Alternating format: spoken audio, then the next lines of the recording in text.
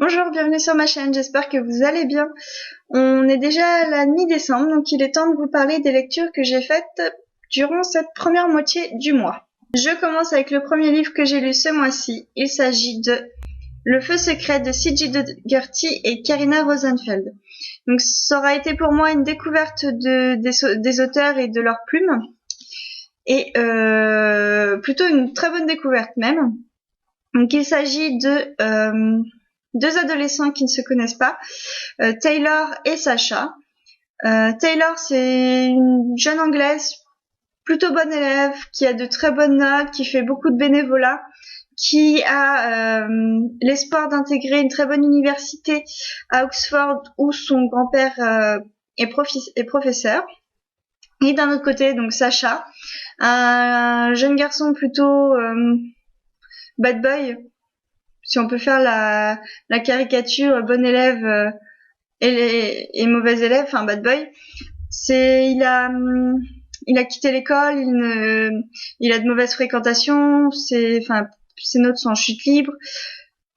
Enfin voilà, c'est la caricature basique, mais en même temps, dans ce roman, donc ces deux personnages et leur relation est plutôt vraiment bien amenée pour moi. Et du coup, c'est ce que j'ai apprécié dans ce roman, le fait que les deux personnages qui ne se connaissent pas, qui sont de caractères totalement différents et qui sont amenés suite à des événements que je ne vais pas raconter dans cette vidéo pour ne pas spoiler, sont amenés à se rencontrer, vont vivre ensemble des expériences, se découvrir, se lier d'amitié, voire plus, et en fin de compte ne plus pouvoir se quitter.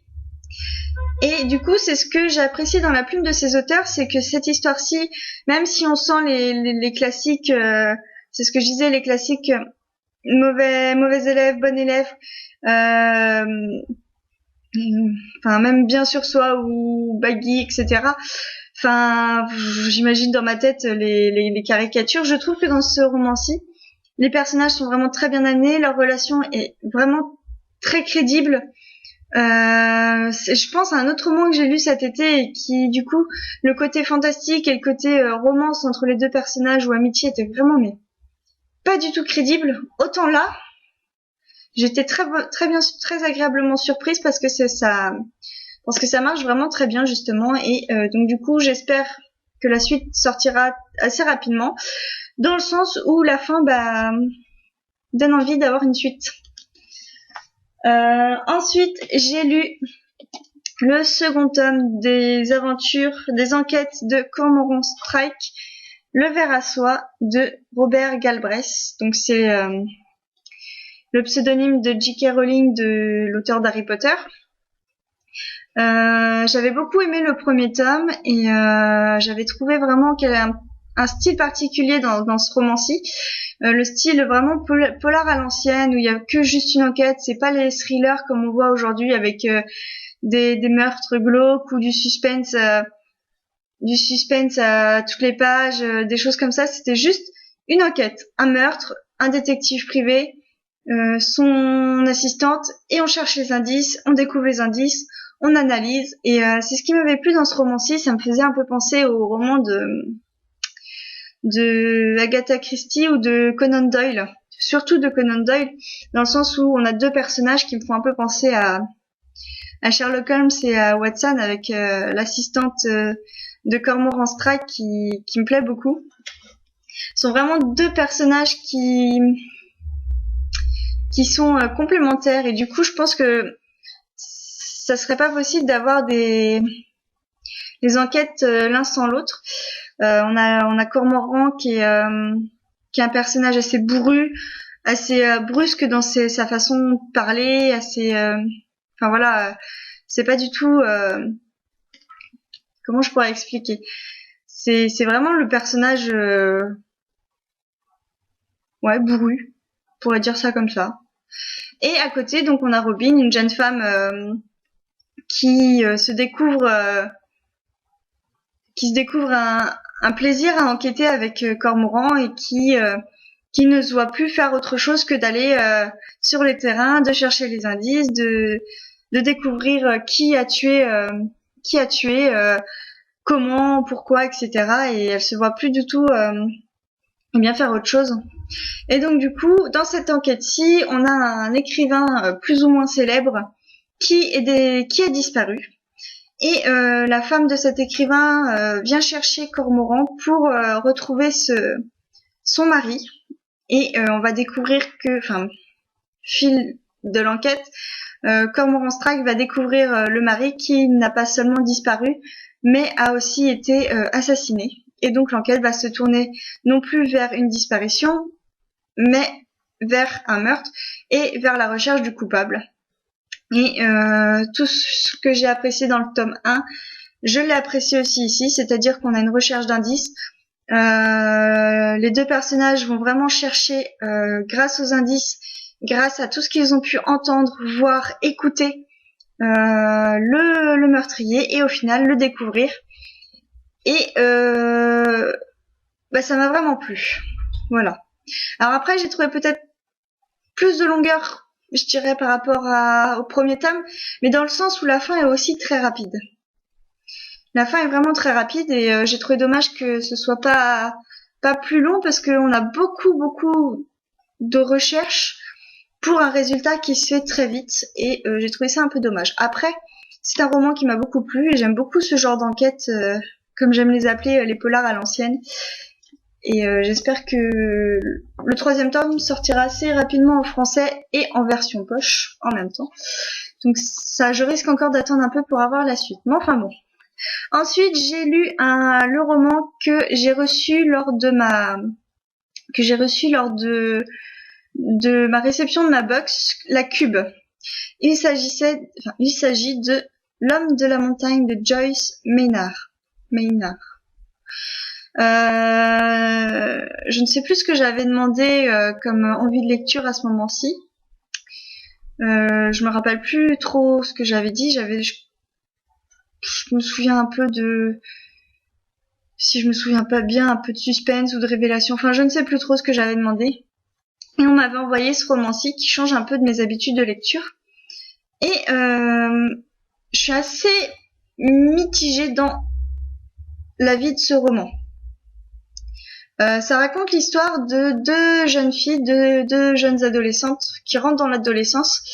On a donc Rachel qui raconte l'histoire et Patty, sa petite sœur. C'est l'histoire, c'est tout un été, enfin du moins ça se passe sur 2 ans à peu près, plutôt un été où les deux jeunes filles vont découvrir et vivre selon les meurtres qu'il se passe dans la montagne où elles vivent. Et voilà, il y a un homme qui tue des jeunes femmes, qui leur pique... Enfin bon, bref, il y a des meurtres qui se passent. Et du coup, c'est Rachel qui raconte l'histoire, va raconter ce qu'elle aura vécu pendant cette période-ci. Et c'est vraiment une histoire qui est touchante, puisqu'on a l'histoire de elle et sa sœur, une histoire de frères et sœurs, enfin du moins de sœurs, vraiment très touchante. L'une ne peut pas vivre sans l'autre, elles sont vraiment très proches, très liées, etc. On a tous les réflexions d'adolescentes de 13 ans qui se passent quand on a 13 ans, donc qui tombe amoureux de enfin voilà, avec les histoires entre jeunes filles, entre copines, etc. La grande sœur qui délaisse un peu plus la petite. Enfin voilà, c'est vraiment une histoire qui est vraiment très touchante. L'histoire des deux jeunes filles. Par contre, du coup, moi par rapport au résumé qui parlait vraiment des meurtres, je suis un peu déçue dans le sens où c'est plus l'histoire des sœurs sur fond de meurtre que l'enquête sur les meurtres eux-mêmes. Je sais pas si je me fais bien comprendre. C'est pas un roman policier, je suis d'accord sur ce point-là. Donc du coup, c'est normal que je n'ai pas d'enquête, etc. Mais du coup, je trouve que ça me manquait un petit peu. Et la fin aussi m'a un peu déçue parce que j'ai trouvé un peu trop attendue et puis trop grosse, quoi. C'était vraiment, ça cadrait pas du tout avec les parties d'avant. La dernière partie, moi, je la trouve un peu décevante par rapport à ce que j'ai lu avant de lire cette dernière partie. Ça m'a vraiment cassé ma lecture de ce roman et j'ai trouvé ça dommage. Ensuite, j'ai lu une lecture chouchou, une relecture. Il s'agit de Harry Potter et Le Prince de Sang Mêlé de J.K. Rowling. Donc je participais à une lecture commune, un tome par mois depuis le mois de juillet, si je compte bien. Oui, ça doit être ça. Et j'ai pris du retard dans mes relectures, et donc du coup le tome 6 aurait dû être lu au mois de novembre, ce que je n'ai pas fait, donc il a été lu ce mois-ci. Je vais pas en parler énormément, c'est une lecture, le tome 6 c'est un des tomes que je préfère, et avec des révélations sur Voldemort, des révélations sur tout ce qui se passe autour de ce qui lie Voldemort à Harry Potter, et en même temps il se passe des choses qu'il se passe dans la tête de tous les adolescents. Donc c'est ce que je disais avec le dernier livre, les histoires d'amour, les histoires d'amitié, les vengeances, la jalousie entre les uns et les autres. Enfin voilà. C'est un tome vraiment qui me plaît beaucoup pour ces choses-là, pour tout ce qu'on y apprend, pour tout ce qu'on y découvre, pour toute l'avancée dans la quête. Je trouve que c'est un tome qui est hyper, comment je pourrais dire ça, c'est un tome qui met vachement en avant les révélations. C'est celui-ci où je trouve il y a le plus de révélations dans toute la saga par rapport à tout ce qu'on en apprend sur Voldemort, sur Harry Potter, sur la prophétie, sur tout ça. Et du coup c'est vraiment un tome qui me plaît beaucoup. Voilà, je vais pas en dire beaucoup plus, de toute façon on sait très bien ce que je pense d'Harry Potter, et il ne me reste donc plus que le tome 7 à relire, ce que je ne sais pas si je vais faire d'ici la fin de l'année. Je verrai bien. Ensuite, j'ai lu un livre que Maya du blog Les Livres de Maya m'a choisi lors du challenge déstockage de PL en duo. Ça doit être un truc comme ça, qui est pour la session des 3 mois qui viennent, donc décembre, janvier, février. Il s'agissait de Qui es-tu, Alaska de John Green. Hop, dans ce sens-là, ce sera mieux. Moi, John Green, j'avais lu Nos étoiles contraires après la grande vague de coup de cœur qu'il a eu et après la sortie du film. Je l'ai pris un peu en retard parce que je voulais pas le lire pendant que ça se passait. Je l'ai lu un peu plus tard. Et je n'ai pas eu de grands coups de cœur, de grandes révélations, de larmes, enfin voilà, ça n'a pas été pour moi quelque chose de grandiose, etc. Après, j'avais trouvé l'histoire très touchante.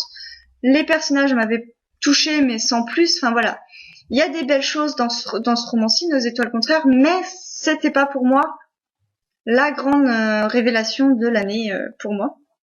Et avec ce roman-ci, je confirme que John Green n'est pas pour moi l'auteur à coup de cœur qu'il est pour tout le monde. C'est un roman qui est aussi très touchant, avec des personnages qui m'ont beaucoup plus plu que dans Nos étoiles contraires. Mais enfin voilà, ça reste sympathique à lire, mais ce n'est pas l'auteur qui fera partie de mes auteurs préférés de tous les temps. Donc dans ce roman-ci, on va parler de Miles qui va débarquer dans un pensionnat et qui va du coup faire la découverte de l'amitié, puisqu'il faisait partie des gens dans son lycée où il n'était pas le plus populaire. Et là donc du coup il va se faire une bande d'amis avec le colonel, Takumi, Lara et Alaska, une jeune femme, une jeune fille. Et autour d'eux donc va se créer une forte amitié, voire plus pour certains. Et du coup, voilà, il va se passer des choses, il va se passer un événement assez dramatique, et toute une histoire se fait autour. Et j'ai trouvé ce roman très touchant au niveau de l'histoire de l'amitié qui se déroule, mais ça restera pas une lecture plus marquante que ça. Voilà. Ensuite, je vais vous faire un petit book haul avec 4 livres que j'ai achetés ou reçus ce mois-ci. Le premier, il s'agit de Cœur salé de Cathy Cassidy, donc c'est le tome 3,5 il me semble, où c'est Sherry Fletcher qui raconte son histoire. Il va être très très rapide et je compte le lire dès ce soir, donc dès lundi soir, si selon quand sera publié la vidéo. Je pense le lire donc dès lundi soir. Il fait 90 pages, donc il sera lu en une soirée. Ensuite, j'ai reçu c'est pas un swap en fait. Si, lors du swap de l'Avent que je fais avec ma maman. elle m'a mis dans un des paquets le tome 4 de Le Noir et ma couleur d'Olivier Gay, donc L'évasion. J'avais beaucoup aimé cette série française et il me tarde de lire ce tome-ci. Peut-être qu'il sera lu aussi cette semaine. J'ai aussi reçu de la part d'un auteur, j'ai participé à un concours d'un auteur que je suis sur Instagram et j'ai gagné son roman, donc je suis plutôt contente parce que j'étais plutôt intéressée de le lire. Et donc du coup ça va être chose faite, je pense, assez rapidement aussi. Il s'agit de L'ombre de Raphaël de Germain Paris. Donc c'est un roman policier, je ne sais pas trop de quoi ça parle, j'ai lu le résumé, mais je verrai bien quand je le lirai. Et le dernier que j'ai reçu aujourd'hui, et il était temps, il s'agit d'un partenariat avec Livre Addict et les éditions Michel Lafon que j'ai participé. Alors il me semble que c'était début octobre. Je crois que c'était tout début octobre.